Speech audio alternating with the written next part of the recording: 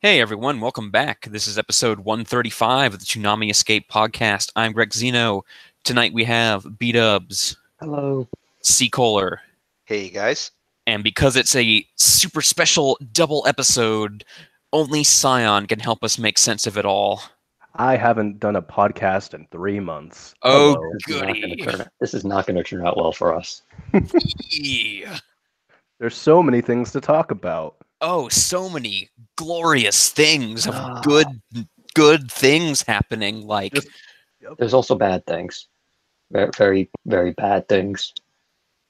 Horrible The fact things. that I had to watch Naruto to do this episode. did you I haven't enjoy watched the Naruto. story? Did you enjoy the story of big, huge dude and guy who's just Shino? What is this filler doing? I don't Like, know. We'll get there. one Ugh. episode they're on a ship, and the next we have of mice and men, and I'm so Oh, yeah. confused. Well, I mean, if they're going to do... Oh, okay, I won't say this now, but... Yeah, we'll get to it. So yeah, So let's get into the news. yeah. Hey, it's gonna happen again. I want to weep and then die. I'm looking forward to it. Sword Art monster. Online Alternative is coming soon. I swear to God, Yeah, bring it on! I swear to Guys, God, what about DeMarco- Gun Gale? I know. The Actually, that is true. I mean, I really wish it would have been the Gun Gale thing. Apparently that one was good. Yeah, that's what I heard too. I will say it feels a lot like DeMarco hates me personally. Well, I mean, I guess Gun Gale doesn't have the most popular male character that everyone loves to hate. He's horrible though. He's the worst. Can you guys still hear me? Yeah. Yeah. Okay, that's weird because I tried to plug in a different headphone and it's like, nope, must be the same thing. All right. Well, never mind. So yeah, Oh. so I mean, just to be upfront and clear about this, Sword Art Online, what's it called? Alicization? Yes. Oh Yeah, God, that- it's so stupid. That's coming in 2 weeks, and it's going to replace Mob Psycho. I told you about the basic plot summary of this one before because when I found out about it, I was like, that is the dumbest thing I've ever heard in my life. Yeah, I don't really remember it, but I don't want to know. I actually do Yeah. want to go into this clear, and even Yeah. though I do know of a scene that happens later in the series, it's Oh, pretty yeah. terrible. I'm just kind of going to take it as it comes in. One thing I can always say that is good about Sword Art Online, though, is the animation and usually the music is pretty good. So it's got that going for it. But the This stories is- are always so dumb. I know. This is the one thing I don't like about it is that I wish it was just all around horrible instead of just, having Well, good production values. I disagree because I feel like we've always talked about like Sword Art Online, the original, being like our favorite hate watch ever. Yeah. And I think it's because like the show actually is visually and audibly like watchable. Like you actually, Yeah. oh, okay, this looks good. But then It- it makes it easier to like just really rip apart the huge plot holes it has. Yeah. It's just one of those things where it's like, I feel like it deserves to be on the bottom of our list, but it will never be on the bottom of our list because it doesn't have a scene where it's just 5 minutes of a single GIF set to music. Or You know, characters. like it, Yeah. I mean, Yeah. there have been characters on SAO I've liked, so like things like that kind of elevate it.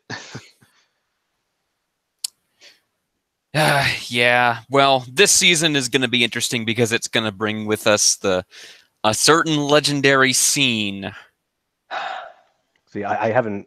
In years past, I've caught up with SAO through the Japanese broadcast, but I decided to hold off this time in case it came to Toonami. So Mhm. I have no idea what the scene is about. But if there's one thing I know about SAO is that it never disappoints at disappointing me. So oh, you have no idea. Like, whatever image you're conjuring of my despair, know that you're downplaying it. Like, it's somehow worse than whatever you're imagining.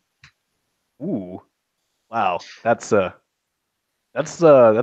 pretty high expectations right there. Yeah, like I said, they had to censor the censored version. See, I'm curious. Oh, go ahead. Sorry about this season because SAO2 for all the fucked up shit that happened in the Gun Gale section of it, and some of the things I was not okay with. Trades. Yes, with the second half of it, it generally wasn't Super AIDS. It wasn't as bad as SAO1, especially the second half where you had the arc where Kirito and his buddies Reed Harem were just fucking around on playing video games, which is fun, and which is what I think SAO probably should be. Right. No, instead we get Super AIDS. Yeah, exactly. Drape and it's PSD. It's one of those things where I watch SAO and I'm like, oh, I understand what they're going for there, and then the execution is literally the worst thing humanly possible, or it like touches on it and then it's like, yeah, no, we decided like we're gonna allude to this, but then we're never gonna do anything with it ever again. Let's bring our new friend to this bar for a party. Let's also bring two witnesses from her traumatic past to confront her. God. Oh, that was the worst. I was like, no, that is not how you do that. You know, for all you soldiers out there who come home from war, just follow SAO's advice. You know, go back to Afghanistan, go back to Iraq. You know, confront those locations and those people. Be like Kirito. You'll feel so much better. God. Well, have you guys talked about the Forge yet on the podcast? The Forge. The Forge. Oh wow, you guys don't even remember this, do you? the Forge. I have no idea what you're talking about. Okay, here we Yeah, go. So I'm it's like, it's the next big like Toonami event thing that's going to Oh, feature Tom. That's right. Did we? When was I don't think that? that was like right around Christmas is when that was announced. We might have missed They that. just dropped it once and then I forgot about it. Yeah. Yeah, I don't think we ever talked about it. Huh? That's funny. Yeah, they're Well, I doing mean, the Forge. It was like right around Christmas, and we were taking a week off, and Yeah, that's why I mentioned it because I figured it kind of slipped under the radar. But yeah, there's going to be another event this year, and it had a kind of a cool animated, like 2D cell animated promo for it. So apparently it's going right back to the 3D CGI, though. oh, it is. Oh, okay. Yeah. It's been a while since they've done these. They didn't do one this year, which I'm Right. fine with. I enjoy the ties, but I don't think we need them annually. Agreed. I mean, they don't need to change things up every year. I feel like if we're not getting a new Tom or a new Absolution in one, it's like, okay. Yeah, like it's a good excuse to, update the graphics and the cards and all that stuff. I'm kind of bummed to hear that it's CG though, because I was kind of hoping the trailer was an indication that they would go to like a 2D style for the bumps and stuff. I think that might be more expensive. Yeah, it's hard to say, but I think it would be cool. I mean, no, it would be, but it'd also be kind of weird. Like I could see a lot of people bitching about that, though. Yeah, yeah. So in other news, turns out some people are assholes. Specifically Vic Mignogna and Kerbifer, aka Chris Niosi. Yep. What did the second guy do? Chris Niosi, I didn't actually read specifically a bunch of the accusations, but it's a general bunch of just garbage. Yeah, I mean, like, that's not even worth talking about. I mean, we've said that it's a thing, but I actually don't even really want to bring it up, honestly.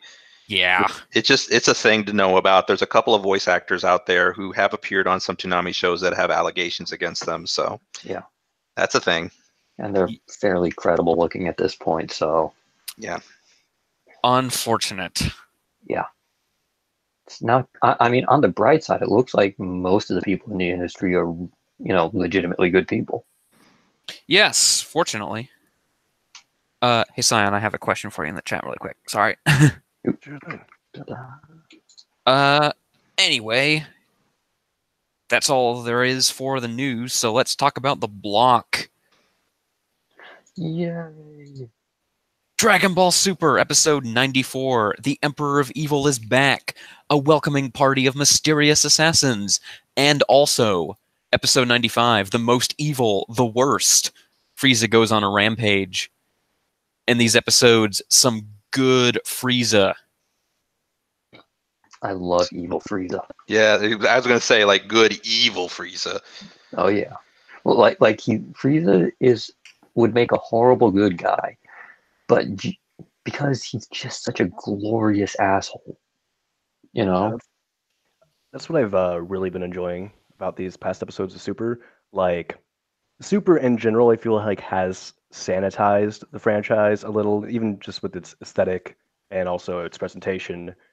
And you're kind of feeling that here, but at the same time, they haven't really sanitized Frieza. They're just letting Frieza be Frieza, Right. and he's not a good dude. You know, it's No. funny. I kind of was expecting the opposite though, and I don't know why, but I just sort of thought maybe because I've seen so many past like Dragon Ball villains become good guys. I thought, is this the time they're going to try to make Frieza a good guy, or No. not maybe good, but like less evil? But they're just going full on evil. Yeah, I mean, he's literally the only reason he's helping right now is I want to survive, and if I survive, I will be able to kill a monkey. Yeah, and this is like his opportunity to basically break out and start all over, and so yeah. Yeah, just kill everyone and do his thing. And I It love hasn't. how he's kind of like considering betraying everyone. He's like, well, I mean, I know how strong these guys are, but I don't know about these other universes. Maybe I should see if I can get in with one of them. Yeah, it adds an interesting dynamic, I think, because even in the past when the main cast has teamed up with a former villain like Vegeta or Piccolo, Right. there's always kind of been that understanding that yes, it's possible they could betray them, but we know nothing's really going to come of it. Yeah. But with Frieza, there's some actual stakes doing this. Yeah, It's because questionable whether this is a good idea. Oh, Yeah. it's a great idea. The second Goku turned his back on Frieza, he just grabbed a fucking destroyer god energy and was like, fuck you. Also, can I join another universe? This is a Yeah. great idea that won't go wrong.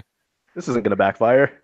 no, like it's not going to be like in the middle of the fight. He's going to decide, oh, I can actually join a stronger universe. Screw you guys. I'm They going to go hang out with them. in hindsight, they really should have just not done Resurrection F and just had this happen. Yeah, this would have actually been a lot more impactful without Resurrection F. Yeah. Mm-hmm. I mean, they wouldn't have had Golden Frieza then. Well, they could have Golden just Frieza- introduced it now, Yeah. Yeah. Oh yeah, no, that would have been super hype if nobody Yeah, had ever exactly. seen That's it what I'm yet. saying. Like, just like Science said, it's like having Resurrection F just sort of dilutes this whole arc right now. Yeah, a little bit. Yeah. Yeah. But yeah, I don't think he's going away after this like he did before. So Right. Oh, one thing to note: that's not Chris Ayres No, voicing Frieza. That surprised me. I mean he's still got the whole lung issue, I think. So Yeah, but like it sounds. Apparently, it's like his understudy. Yeah. Yeah, his understudy. It sounds exactly like him. yeah, it did a great job. I didn't know that. Yeah. No, it's a fantastic job by him. Like it sounds like fucking Space Napoleon. Testing. You can hear me, right? Yeah, but your mic qualities. Your mic's Yeah. pretty crap, but yeah. Yeah. It Oh went way down. no! I'm Hey. sorry. I forgot to get a new mic. My old one is I can't. The headphones are conking out. So Uh-huh. I tried to do it where it's like maybe I could plug some other good headphones in, but only plug the mic thing from the other ones in. Yeah. Uh-huh. But maybe I might have to walk out for a third time. Okay. I mean, Okay. we'll keep talking. I was just going on about how I love Space Napoleon. Continue. No, it's like the thing is like I know that the entire super like community is gonna like jump on my head for this, but I like Dub Frieza better than Japanese Frieza. Oh, I do too. Totally. Yeah. Like it's the whole Space Napoleon thing he's got going on in the English version. Like he's horribly racist, and he's this diminutive guy who's like, I am the greatest being to ever exist in the entire universe, and it's just everything about it is amazing. That does remind me of something that was in the first of the 2 episodes that we're talking about, which is pretty funny. Is that that little mouse destroyer god is he's like riling up. He's trying to create like all this subterfuge and stuff, and he's getting the other universes involved and stuff.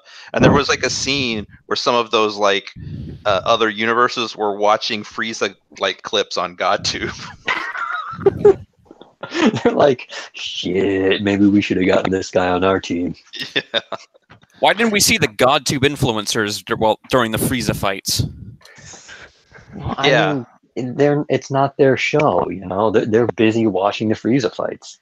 No! I think there's a God2 version of PewDiePie that everyone is kind of wary of and doesn't really like and knows that It's Beerus. It's Beerus, yeah. It's totally Beerus. It does beg the question: what is on GodTube? Like, what is different about it than normal YouTube? God's on there, man. That one smarmy, the Animal Universe's smarmy looking Supreme Kai is GodTube's Alex Jones. Do you think Beerus and Lee is like Boogie? Do like food unpackaging and like just Yes. pull up the fast food places and park in the parking lot? And, Beerus again. Yeah, that's 100% Beerus. Explain the texture of the cheese. Yeah, who would be their version of Boogie though? The elephant guy. Yeah, no, not honestly. I was thinking the guy that what's his name from the last arc. Oh, Gowasu. Goasu. Yeah, him. Yeah. Well, like he kind of strikes me as he'd be like, he's a little indecisive and he boogie-ish, and We'll take one side and then the other side, and then we'll meet in the middle. So we'll only kill some people. yeah. Because he's basically going around. He's like, yes, I have limitless power to change the world, and I'm just gonna watch everybody kill themselves. I took the unprecedented step for me of writing down notes for this first episode because I did not trust myself to remember every detail. Right. So here verbatim are my notes for the first episode of Super we're discussing. Goku keeps more secrets. I'm pretty sure that's because he's like still running around making promises about, oh yeah, guys, Trunks and Goten will watch over your island. I just won't tell any of their parents about it. Well, it's not like it's dangerous or anything. Hey man, space poachers. Now we got submarine poachers. Oh yeah, the submarine poachers are totally a threat to Trunks and Goten. Oh shit, it's Red October. Oh shit. Now, fucking, he might actually give them problems. The entire time the rat dude was talking about we should hire a hitman, and I was like, you should hire Hit. Yeah. Exactly. Uh, Well, what's his name? Beerus' brother already did that, so. Should ask Champa. It's like, Yeah. hey, do you know some good hitmen? I hired one already. Roshi can't fly. Nah, he's a Yeah. petty asshole. I enjoyed that. Like It makes sense. We've never seen any reason he couldn't fly. Yeah, he's very petty. What do you want? I think the reason I enjoy that so much is because in Dragon Ball, everyone just suddenly knew how to fly, and it was never really explained. Except for Videl, which they actually gave her Yes. like a learning curve there. Videl got into Dragon Ball Fighters. Yes. Finally. It's the good version of Videl, too. Oh yeah. Yes. But Yeah, you'll definitely be able to have Housewife Fidel as a costume. Is that a paid DLC or free DLC? I don't know. It's I never actually 2019, bothered buddy. looking. It's paid. Oh yeah, it's probably paid. But anyway, yeah, I'm hyped about that. I own that game and I've played it like once. Me And too. And I only bought it because I wanted to play through the story, and I never finished it. But Well, I am, turns out the story was garbage. yeah, I know, but still, whatever. It's Dragon Ball. Dragon Ball played is it. not known for its great storytelling. It's a Dragon Ball fighting game. What do you want? I But played it for a few hours and quit once I realized I can't even throw a fireball in the right direction. yeah, I'm not good at fighting. I'm not good at fighting games either. Fighting games are like it's like putting an organ in front of me and just being like, play a symphony, and it's like. But that game is so freaking gorgeous, and I can't wait to see Videl in it. So No, I mean watching people that know how to play that game play it is awesome. Like I've played like Marvel vs. Capcom stuff at like the barcade and whatnot. I learned all I do is just spam the buttons and move the stick, and maybe I'll win. There's lots of jumping and kicking and going on. any other notes there, Grex? Yes, 17 and 18's incredibly awkward reunion where they Oh, kind I of like- just stare at each other and be like, "Hey." I Change like the that. joke for some reason. What was it? It was supposed to be Marin asks him, "How old are you?" And then he goes, "I'm 17," Oh, which is only vaguely funny, but I kind of like the sociopath thing they got going for him in the English pretty good too. So I'm like, whatever. I did like too. Like he's kind of like a real dick most of the time, but he was really like kind of sweet to Marin, which was funny. Yeah. They've still got this great like emotionless voice thing going on. Yeah. He's another one of those characters who has a voice just kind of unlike any other anime character. hmm Also, Piccolo and 17 meet again, and their meeting is basically them just kind of quietly giving each other the middle finger and smiling. Yeah, they're just sort of standing there flexing at each other like, "Yeah, I could do it." Goku and Frieza need to hate fuck already. Yeah, I mean, they got it quickly in the end of the second episode, but The assassin leader is some dog. he sucks. He's not McGruff the crime dog, let me tell you. McGruff would not have screwed that up. He'd have had Frieza in jail. That guy's in MHA anyway. McGruff would have been like, no, you can't bring back dead people. They're dead. They don't technically exist. Come on. And then my final note is epic Frieza chanting theme.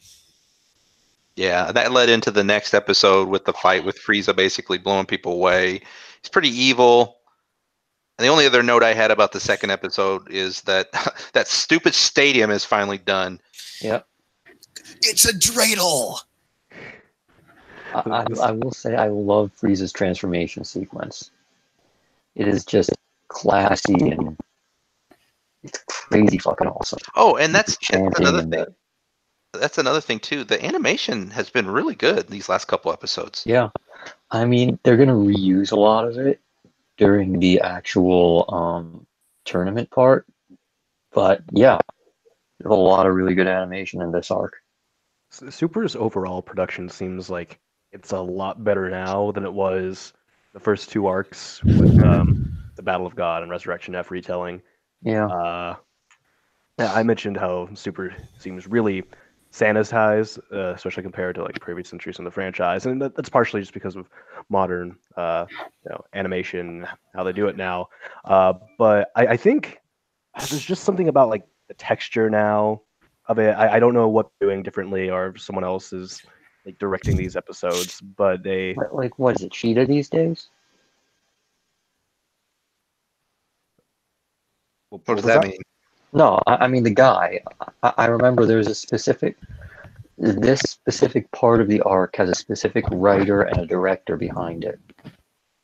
Like the writer goes away after this arc, but the director stays on. Okay, that would explain it. I mean, I like this look a lot more. Just Yeah. overall, it feels there's more weight and atmosphere to the production now. Yeah, they're also doing a lot more creative camera angles and things too. I've noticed that. Mhm. Yeah, the second episode is just Frieza being gloriously evil and murdering a bunch of dudes, and that's amazing. Meanwhile, Goku's just like, hey, you should probably stop that. Come on, guys. We don't have And- to fight. Frieza's got a good point. He's like, either I'm going to kill them now, or we're going to win the tournament and kill them later. So it's not like they're doing anything different. Yep. And Beerus did make a point to show that they're pretty evenly matched. Goku and Frieza are basically on the same level, except Goku still got that one more sort of boost with Kaioken. I want to put that picture of them hitting each other at the same time on my wall. It's so good. I mean, at this point, it's like, how many fighters on that level are there? Because it's Goku, Vegeta, Frieza, 17, Gohan, and that's it. Yep. Yeah, I think that's it. I mean, that's a lot of fucking, like, Super Saiyan Blue level dudes for one universe. Super Saiyan Blue level? Oh, it's basically Yeah. just Vegeta, Goku, and Frieza, because, I mean, they've been hyping up Gohan like, now he's as strong, now he can hold his own against Goku, and it's like, I don't believe you. No, him and 17 are that level. Okay, sure. Like, it's just one of those things where it's like, you know, I guess 17 communed with the animals for years, and now he's Super Saiyan Blue level. Okay. no, there were some pretty funny, like, MS Paint memes when it was first starting. It was like, Goku's fighting a fancy guy. 17's doing push-ups. Goku's fighting even more strong guys. 17 fought lane poachers. Goku's fighting in through time. 17 is doing push-ups. And then they fight and they're equal. Hey, look, the Saitama regimen is It's very effective. Apparently, Frieza didn't even have to move to level up. He just did a lot of fighting inside his head. Yeah. I think the thing with Frieza was he was like originally stronger. He just had like no fucking stamina. Well, you guys got anything else you want us to add here? Because I feel like if we're doing 2 episodes per show, we kind of probably move on. Yeah. Yeah. Anyway, Yeah. I also want to say we forgot to talk about how Toei kind of stealth announced Super 2. Oh yeah, they did. Did they? I mean, we all knew it was coming. It sort of leaked-ish out. Yeah, they were doing a thing with advertisers, and they were like, "Super 2." Wait, don't tell anyone! Oops. Is it actually called Super 2? No, but I don't think so. I think it's just Super again. Yeah, it's like Super is back from its hiatus for the movie. Yeah. Okay. Well, that's good.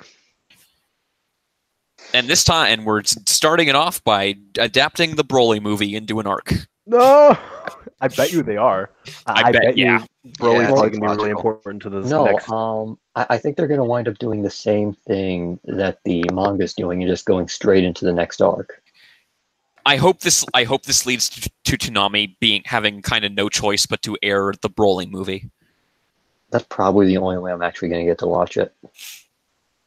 Because I'm not think, like, actually going to buy it, but I do want to see some actually good-looking Broly action. Yeah.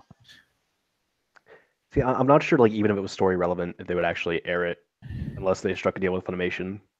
But Yeah. they seem pretty, like, overall. And I'm not opposed to movies, but like they get more bang for the buck. Just I think if the next if Super comes back and it's just like, no, you gotta. Although maybe they won't even like mention anything from. I don't know what happens in Broly. I assume no actual new powers get. No. I assume it's like, oh, here's Broly. They beat Broly, Yeah, that's pretty much it, I think. and then suddenly 3 arcs into the new season, Broly will show up, and it's like, shit. Anyway, Boruto, Naruto Next Generation's episode. Oh crap. 14, the path that Boruto can see, and 15, a new path. In these episodes, or in this first episode, notes. My first note says animation in all caps. Yes, the Sakuga was really Yay. good when Boruto was inside that whatever that pocket universe or whatever that was. Yeah. the bottom of Blight Town. Yeah, they're doing like multiverse now. Sure. But you know what won the day? Dropping some ropes on him. Yep. Well, that and talk no Friendship. jutsu. I mean, at least this one kind of made sense. You know what? I wrote this down in my notes too. This is something I noticed. I think I noticed this more in the next episode, but even in the first one though, I don't know why, but I like Boruto more than Naruto, especially when he's doing like just talking to people. Because for whatever reason, Naruto's talk no jutsu always feels like forced and stiff, and like the author is doing it. But when Boruto is doing it, I can kind of like relate more to his character, I think. It almost feels like Boruto is actually trying to come at it from the other person's point of view, where Naruto's just like, "Shut up! I'm verbally punching you in the face until you submit." It's also that Naruto's constantly talking to like evil assholes, and this was kind of like, oh, she had just lost her way a little bit. Well, I think with Naruto, it's that it's always the angle it always comes from is, oh, this person is just like me, you know, like that's basically Naruto's big speeches always come down to that.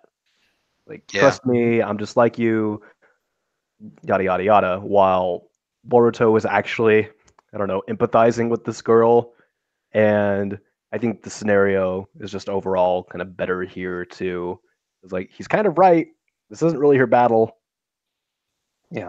Another thing that Boruto often does, I've seen him do it like 3 times at this point, is like somebody will say something kind of off the wall, and he'll just go, "What?"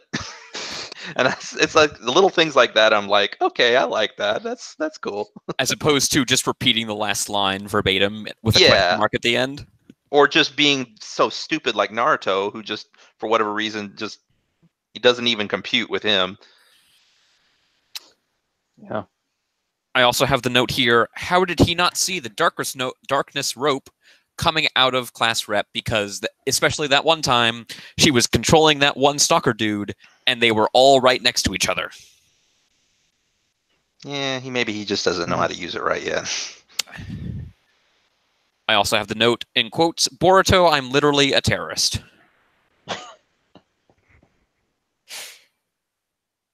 I also completely called that her big turn would be like, oh, I suddenly remembered my mother's voice, and she was like, no, don't be a villain. So, there you go. In retrospect, yeah, I should have seen that coming. I have the note, called it, a few notes down. Yeah. And then they go Tengen Toppa and Gurren Lagann and just punch their way through to outside of the dimension. Yeah, that was pretty awesome.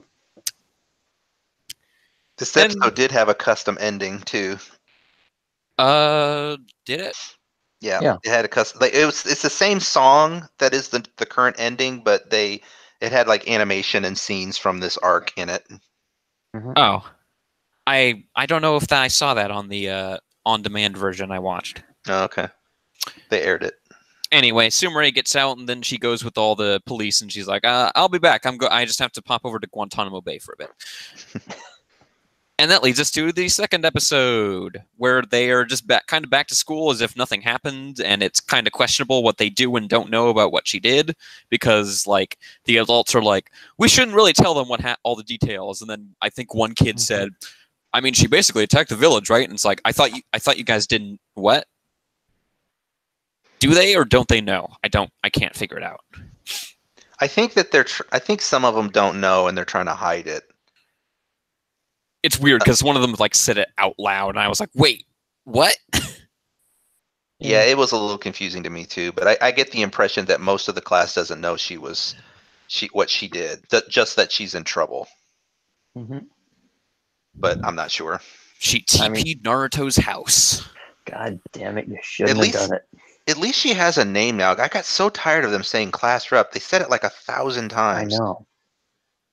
Yeah, I don't think like before these set of episodes, I'm pretty sure you only ever heard her name like once or twice. Yeah. Mm-hmm. And I am glad too that she's gonna stick around too, because I kind of like her character. Yeah, she's fine. Yeah. I wish she kept her a villain hairstyle, though.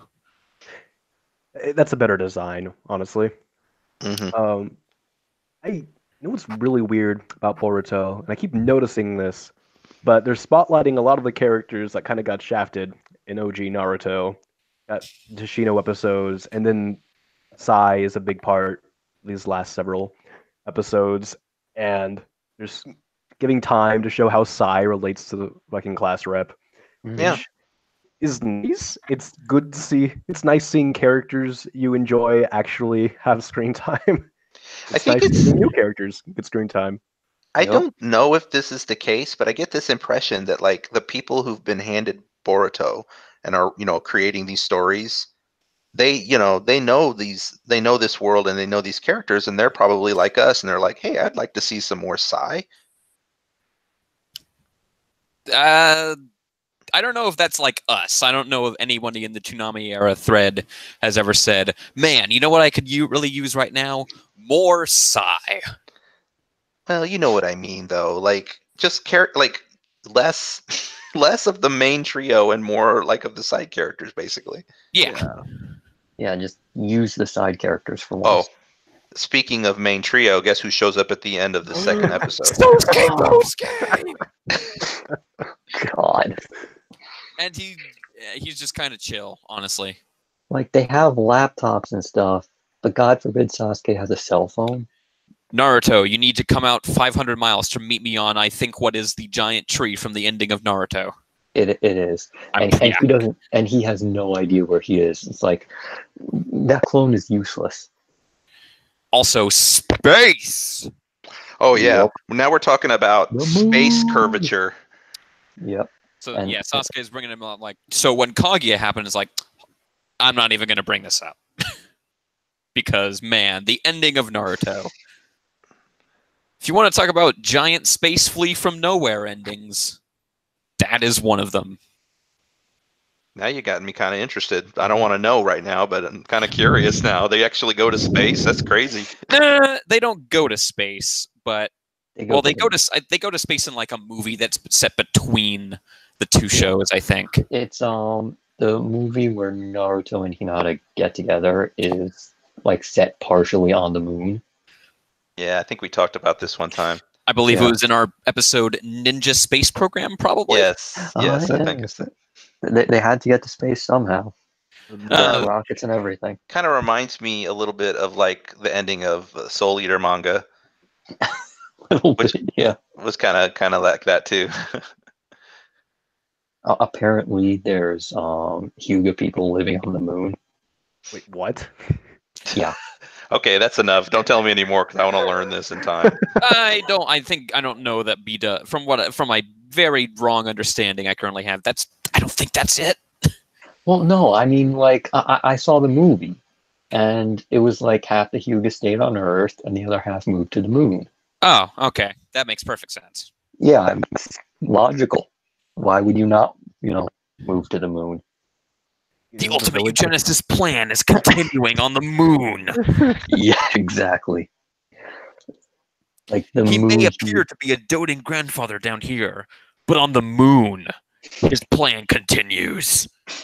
Like when Boruto's children, fuse with the moon's children, the bloodline will be complete. You may think this insane, but he had this planned out from the start.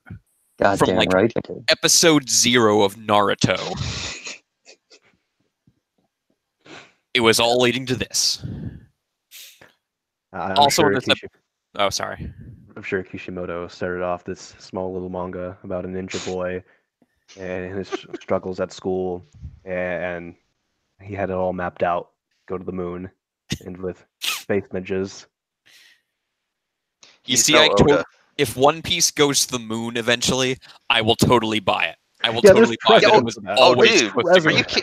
are you kidding me? I am expecting it. They're not I'm gonna surprised go it hasn't no happened more. yet.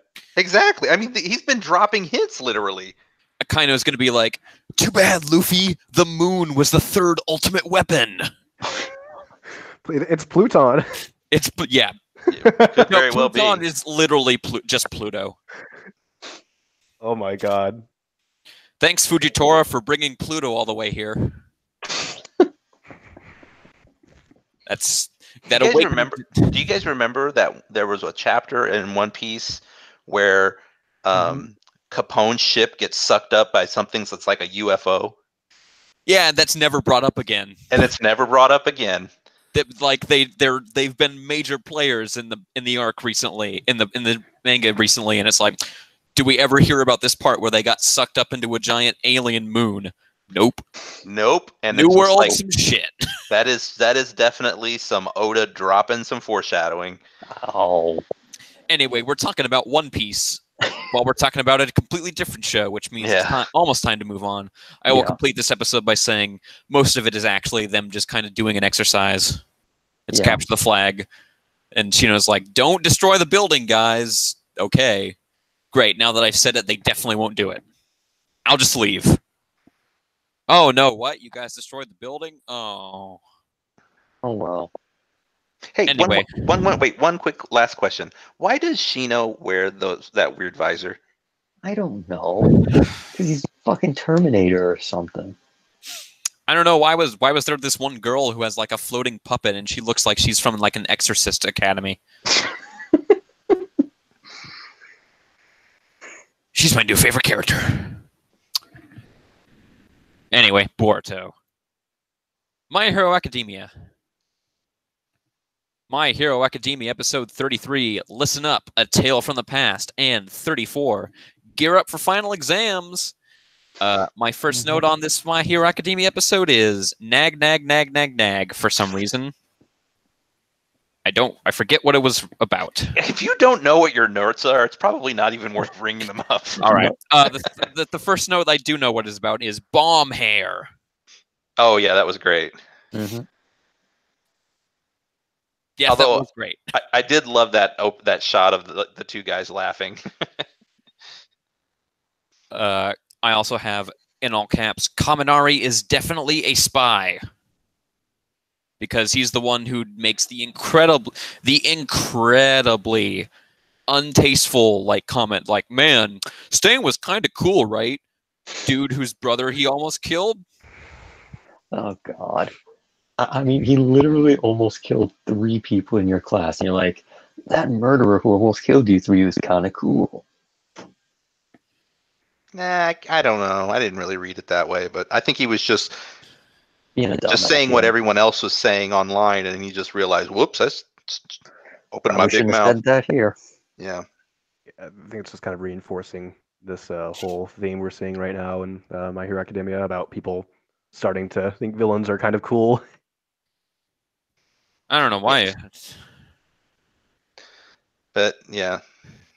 Ida has sworn to himself that until he becomes a real hero, he cannot fap. God. It's like no fap November, except forever. Until you graduate.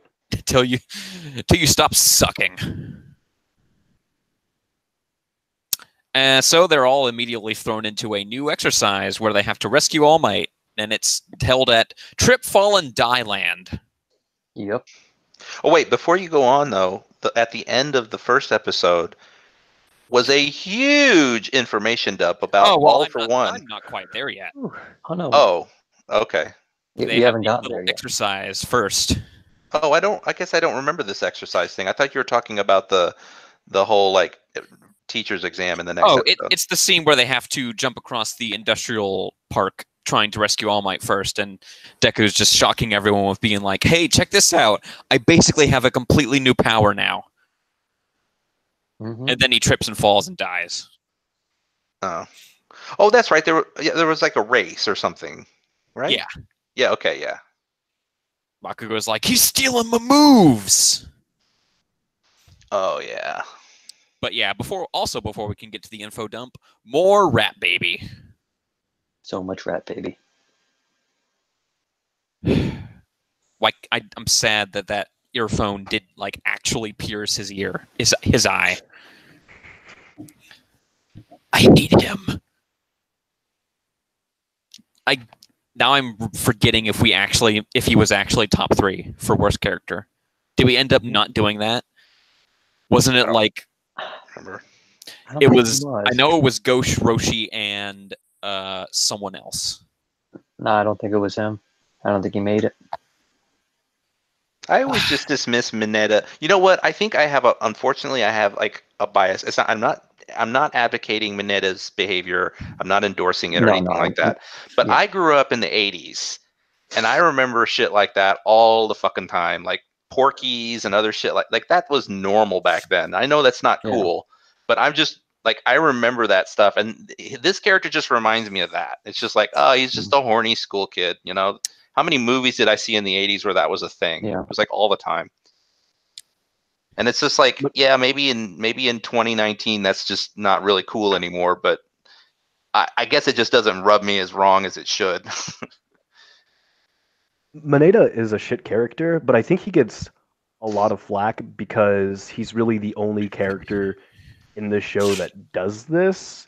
Like in a lot of other shonen, he'll have, you know, a lot of the side characters of the male cast sort of drool over girls, but Maneda's like really the only one who does that here, and so it stands out a lot more. It also kind of stands out because he's like actually a bad guy. I mean, the thing with him is that, like, everyone else seems to recognize that he's a scumbag. You know, it's not like with Roshi where they're just kind of like, oh, that's just Roshi. Yeah, but He's a gremlin. yeah. I just want the school to actually take some action here, man. Come on. That would be a funny arc. Hey, like, you want to? The principal just finally gets fed up and like, you're on I guess suspension. the only good side is that some of his behavior is he is getting into. Well, I don't want to say he's getting into trouble, but he's getting retribution from like Midnight when he went to tutor under her, and she just treated him like a slave. And it's he went like to Mount Ladies. Or Mount Lady. Was it Mount Lady? Yeah. And it's just like, yeah, it's just like he just, he's trying to get away with this stuff, and people are, he is getting some flack for it, but it's never directly addressed because it's a comedic bit, I guess. Anyway, that brings us to the big giant info dump, C-Caller. Yeah, well, I was just going to say, so yeah, they announced that, or they don't announce, but Toshinori explains that there was where One for All came from, which was actually an offshoot of an actual quirk before that called All for One, who's also the name of a supervillain who is the guy who's in hiding secretly controlling the League of Villains. Some guy who literally has no top half of his face, who is apparently 100 or more years old. Yeah, so Big Bad Villain is introduced. His power is introduced, where apparently he can take people's quirks away from them. Yeah. So a lot of information about the backstory of this world suddenly introduced, and this character apparently has been around since the very beginning of quirks. Yeah, he had one of the original. Yeah, this character feels like he's kind of a combo between Lex Luthor and Ra's al Ghul. Yeah. I would say, you remember that one Superman villain that basically could steal anyone's powers? There are 3 Superman villains I know. No, from the animated series. Didn't actually watch that. Oh, seriously? I've seen episodes. What is wrong with you? You might be surprised that I have at no point ever sat down and been like, I'm going to watch Superman the animated series from episode 1 to the end. The dark side stuff at the end was really, really good. But no, there's this one character in the series. He's this purple guy with white stripes on his body. Like he doesn't have an actual face, and his power is that he can copy everyone else's powers, like if he touches them. So like he grabbed this electric girl by the arm, and then he got electric powers, and he grabbed Superman, and he got Superman powers. You know? So it's a thing. Yeah. Oh, so he's like Monoma. Yeah. Like, I can't remember the guy's name. It's like, shit, I'm gonna look this up. Well, that also leads into explaining a little bit about what the Nomus are and where they come from, too. So. Yeah, it turns out it's horrifying. I'm fine with all this new lore being introduced. Oh, I'm not Parasite. fine. Oh, that was the character's name? Yeah. There it is. Parasite? Yep, that's him. All right. Parasite, our favorite show. All right, continue, Sion. Sorry. It's all good. I'm fine with all this new lore being introduced. I'm not fine with the way it was introduced, where you just kind of spent the back half of an episode having All Might dump all this info on us. Yeah. I think part of the reason it's so glaring is because we haven't really gotten a good view of the peripheral The world, of yeah. this of the world yet. Yeah. We just we know about the school, we know like the general gist of heroes, but we don't really know the history of it or like some of the other major players. And it's sort of not sort of it's very jarring just for that to be thrown at you all at once. It would be like if you were watching One Piece and you didn't you didn't even hear about the Grand Line until you were like, On it. yeah, Well- like past the Arlong stuff. I would say that like the series, like MHA kind of reminds me of like superhero Harry Potter, and I've said it before, but I kind of feel like they don't utilize the school setting enough. This could have been like done over a couple of episodes as sort of like background lesson material. And then All Might reveals, the shocking twist that, all of this over like the last 50 to 100 years was done by just this one single guy. Yeah, Yeah, it's basically like, so yeah, this when Quirks arrived, everything was shit. We basically spent 100 years we would have otherwise spent going to Pluto, being chaos, and it was all this dude's fault. The Illuminati is real. Yeah, I mean, I agree that it was kind of too much too quickly, but I also kind of feel like this. It kind of does feel a little bit Oda-ish to me in that like you're not supposed to know everything, and then you're going to dole it out over time. But this was a lot to dump at once, I think. So I'm just saying that I feel like they could have used the setting to sort of set more of this up, in the past, so that when they dumped out, All for One, it would have just been like, oh shit, he was behind literally all that other crazy stuff I've been learning about the entire series. He made the Void Century.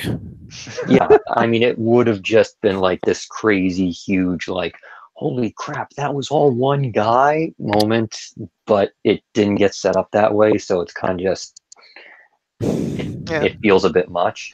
I mean, I still enjoyed it though because I was actually genuinely curious and wanted to know this stuff. So to have it all suddenly available was like, oh wow.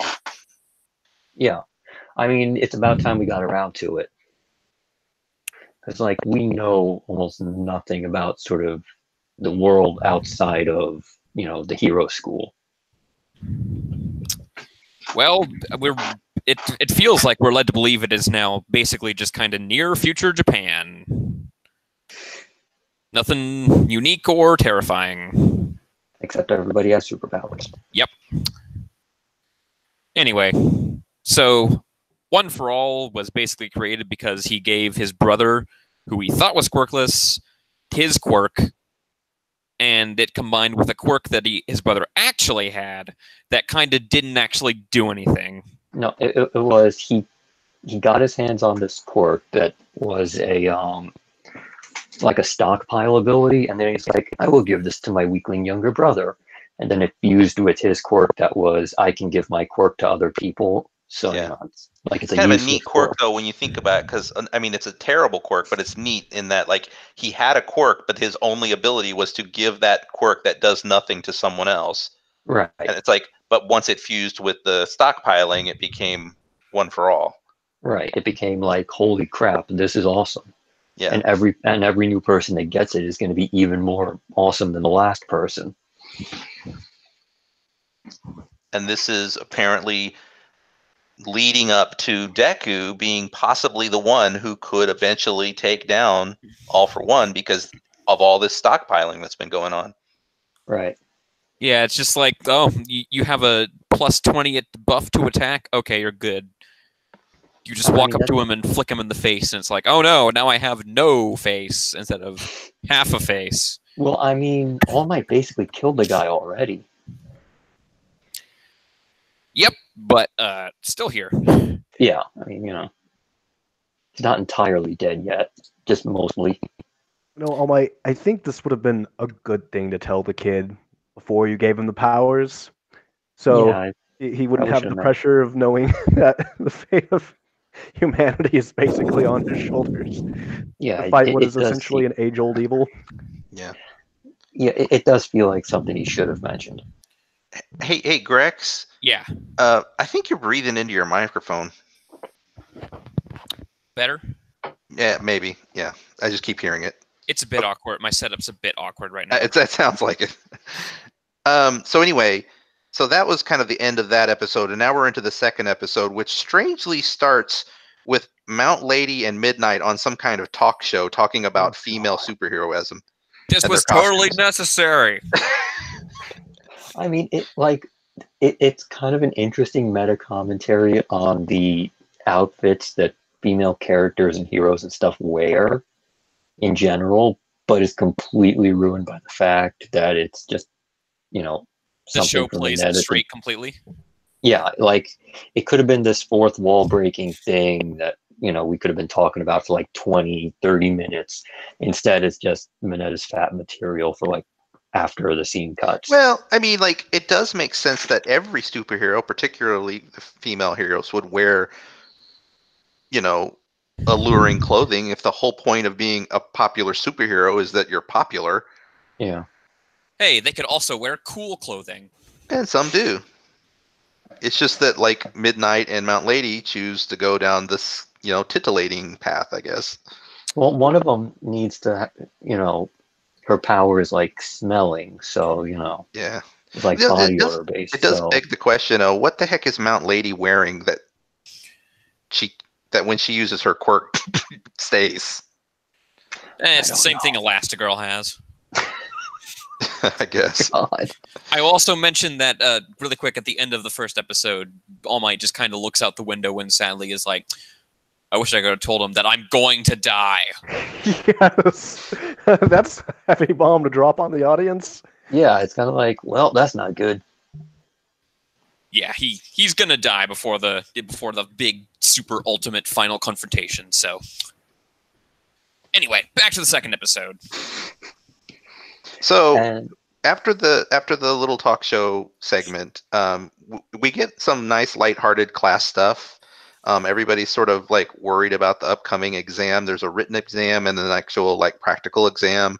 And all the students are just like, we need somebody to teach us this stuff. And Momo is like the smartest character in the class. And so she offers to basically tutor everyone at her giant mansion. In the Great Hall. in the Great Hall of Justice. Should I have my butler open up the Great Hall? And everyone just like, oh, bless your heart. Well, You like, she doesn't understand nothing. like she doesn't even realize she's flexing on them. Yeah, she's definitely living that princess life. So But like she just mercilessly flexes on these people, and they're like, she doesn't even know she's doing it, does she? I think it was kind of sweet though, because she was really wanting to be accommodating and stuff. I don't think she was showing off. She's just she's one of those people who's just so rich and just is kind of like, hey, you guys, and just like doesn't realize everybody else is just kind of like, oh my god. Yeah, like everyone else doesn't realize it, and then she doesn't realize that, oh, wait, being this rich is actually kind of weird. It's like this weekend's episode of Kaguya-sama. I remember my first time. Yes, her first time kissing a dog on the cheek. It was so good. She thought it was her first time. Everyone else thought she was talking about her first time, and she's like, oh, what? You didn't have your first time with your dog? I love that series so much. Anyway, this scene also contains maybe the one funny Mineta moment where he's just like super snide about being in like the top 10 of the class. I hate that he's in the top 10 of the class. Like, you had to redeem his character somehow. Like, you had to make that little pervert smart. That one like face he makes is so good. Yeah, it is a pretty funny picture, that's for sure. Yeah. I like how he's called out for being smart. Like, you would only be likable if you were dumb. But you're not. Exactly. That makes you worse. Yeah, like he should be smart enough to know what he's doing is bad, but like dumb enough not to know. But whatever. We got more Ochako being like super serious and showing off her karate moves now. Hmm. I like that. Yeah. So yeah, they have to pass their final exams, or they don't get to go to the super cool camp out in the woods, where nothing will go wrong. Yeah, and in order to do that, they not only have to pass a written test, now they have to pass and they all thought it was going to be versus robots, and It usually is. it usually is, but then the teachers all had a meeting and said, well, things are escalating. We need to step it up. And so now they're grouping off in pairs to fight. Each pair is going to fight a teacher. Hmm. Deku and Bakugo try not to die against All Might. What I think is funny is that I don't remember who it is, but two of the students have to fight the principal. Yeah, Yeah. it's Kaminari and Mina. Mina, okay. Ironically, it's probably- like the two people at the very bottom of the class. Well, that's why they're Wait, facing Mina's the at the principal. bottom? She's like 18th or something. Yeah. Unfortunately, Why- she is not book smart. No. Oh. That's why they have to face the principal, because he is very book smart. Well, yeah, Well- Kaminari and Mina both were like excited about the idea of robots because they were both like dominated.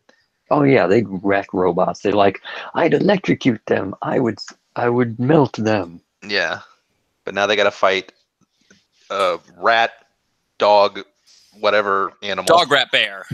Yeah, pretty much. And it's very smart, dog, rat, bear. Anyway, our first fight is Kirishima and this one dude we've never seen before against dude who was cement. And hey, introduction of this dude's quirk. He consumes sugary foods and then transforms that into power at the expense of brain power. So Well, No, he's we met him literally before. one of those muscle guys. Remember the muscle characters? oh yeah, he is a character from Ultimate Muscle. Yeah, it's Ultimate Muscle. That's what he is. Oh yeah, he even has the lips. Yeah, that's what he looks exactly like them. But yeah, his apparently is that they did say that his downside to his quirk though is that the more sugar he takes in, like the dumber he gets. Yeah. They choose to fight this team. Oh, go ahead. Did they just introduce this quirk now? Like, because I They don't did. recall. Yeah. Okay. This is the Okay. first official introduction with explanation of the quirk. It's I will There's- note that I believe even to date in the manga, they have not officially done that for like Invisible Girl's quirk. Well, I mean, what's her quirk? She's just invisible. Ooh, but what if it's not just that? yeah. I think That's there's more to all her it quirk is. because I heard about it. But anyway, the only other character, well, except for Invisible Girl, that I don't think they've explained yet is the guy who has the rock head. Oh yeah, that's coming this arc.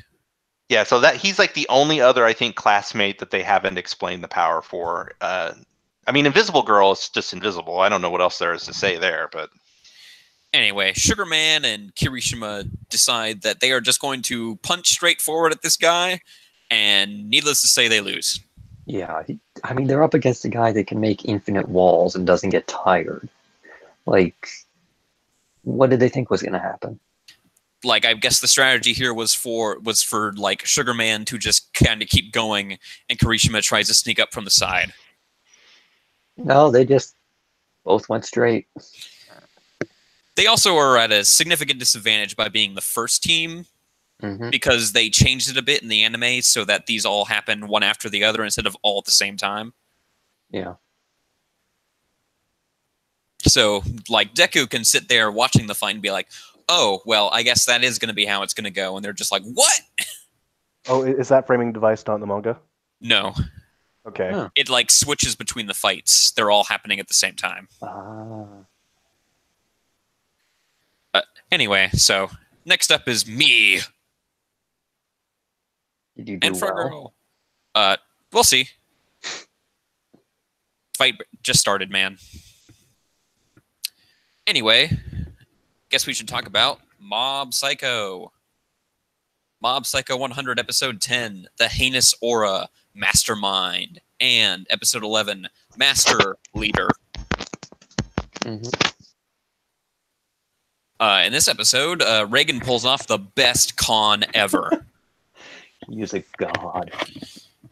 This dude just walks into this super secret evil organization and doesn't even tell a lie, and they think he's the boss. He's not conning them though, is he? He is, but he's not. He's not correcting them. No, I mean that's the thing. He knows the assumption they're making, and he just plays into it. Oh, I kind of took it that he was just like oblivious to everything at the start. He was just sort of like, "What's going on here?" No, I mean right away he's kind of like, "What's going on?" And then he realizes, "Oh, they think I'm in charge. Let me play along." Yeah, it's just a as expected of the master, Reagan-san. Yes. Honestly, he feels like he should be on like Danny Ocean's team, like stealing from like 12 casinos at the exact same time. Yes. Only he could do it all by himself. Hey, who won best voice? Oh, let me. I think I have that saved. Because I know he was. If he didn't win, I know he was in our top 3. But like, man, every time this voice actor does Regan, I'm just like, it's just such a great voice, like a great performance. Because he's just so. I don't know how to put it. He's just so kind of suave on how he talks. He was in our top 3. Yep, it was Nav 1. That's right, because of the Nav scene. Thing. Yeah, I forgot about that. God yeah, okay, damn, that's monster. But yeah, if it wasn't Nav's year, I would have given it to the actor doing Regan, because it's such a. I don't know. He just sounds so cool. He nails it. It's perfect, you know. Yeah, it's very natural, particularly for a dub. Yeah, that's it exactly. It's like it's so often, I think maybe people like us who watch a lot of anime kind of get used to sometimes there being some stilted voices or cartoony sounding voices, and Regan just comes across like just an ordinary actor voice. Just sounds completely professional and real and authentic. Yeah. Especially when he's just spewing this absolute bullshit, just like, that's illegal, right? I mean, he's right. Come on, guys. This may be an evil organization dedicated to taking over the world, but stop doing crimes.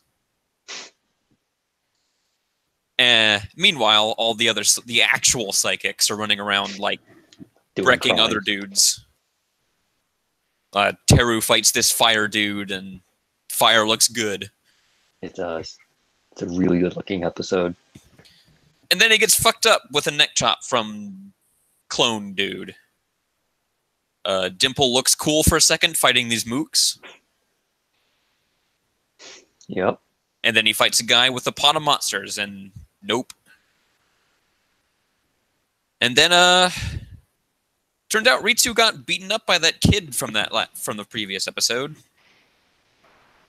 Yeah, this mysterious kid who, in the next episode, the one we're about to talk about, it turns out he's actually the leader of a different group of this organization. Or he's directly from headquarters. Yeah, something like that, yeah.